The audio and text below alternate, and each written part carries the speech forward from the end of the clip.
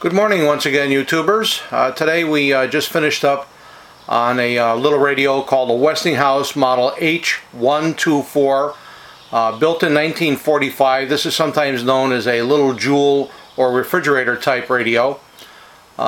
These were supposedly given away as premiums when you bought a Westinghouse refrigerator back in the 40s.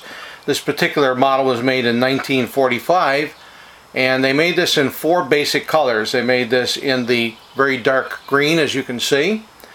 They made the model H-125, which was a light green / bluish green kind of color, and H-126, which was a white or ivory color, and the last was the H-127, which was a burgundy color.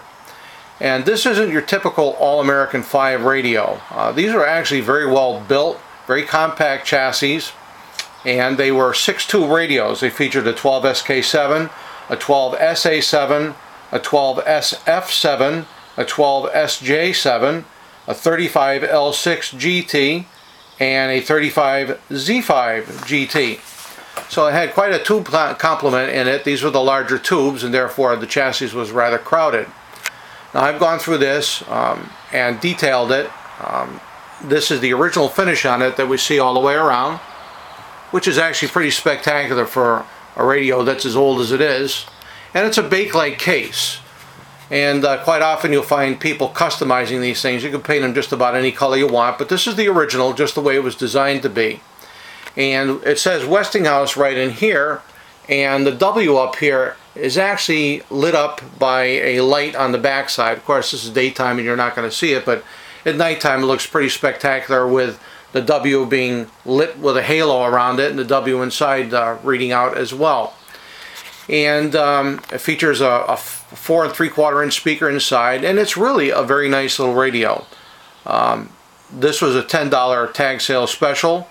Now that it's been restored, of course all the caps have been replaced in it. I went through and cleaned up the cabinet, like I said, and the condenser inside, that is a tuning condenser, was kind of sticky, so I lubricated the ends on them.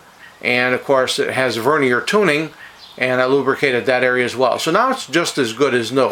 So we're going to turn this up. It was anonymous and do something about it. And tune it a little bit. Oh, absolutely, because when you come in...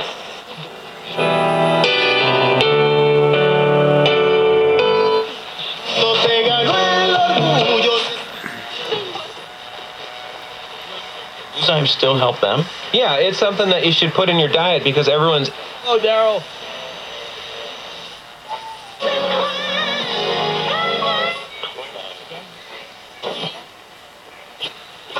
And we'll go the other end of the spectrum.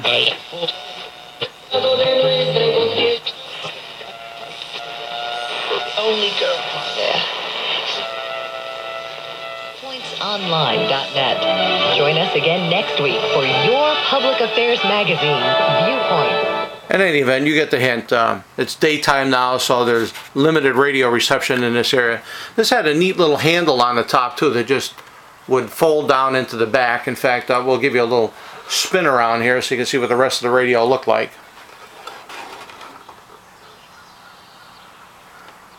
And we'll take it to the other side as well. These were built like tanks. This is a bakelite material, and like I said, for that reason they were easily changed to different colors for somebody who wanted to take them apart and paint them. We transformed this $10 tag sale special now into something that will easily bring somewhere between the $200 and $300 price point now, because it is working just the way it was designed to from day one back in 1945. I don't often do radios, but this one was kind of nice. They're not rare. They're absolutely not rare. They're quite common, but they're also very collectible. They have a neat look, and if you're lucky enough to have all 4 colors, that's a nice little collection. So there we have it. I hope you enjoyed seeing something that maybe you hadn't seen before. Great radios. If you find one at a tag sale or flea market, you'd be wise to pick one up. They're just phenomenal. They play very well, and they pull in stations. They really do. At nighttime, you go crazy going across the dial. So I hope you enjoyed seeing something else a little bit different. 1945, that's when this was made. Have a great day now.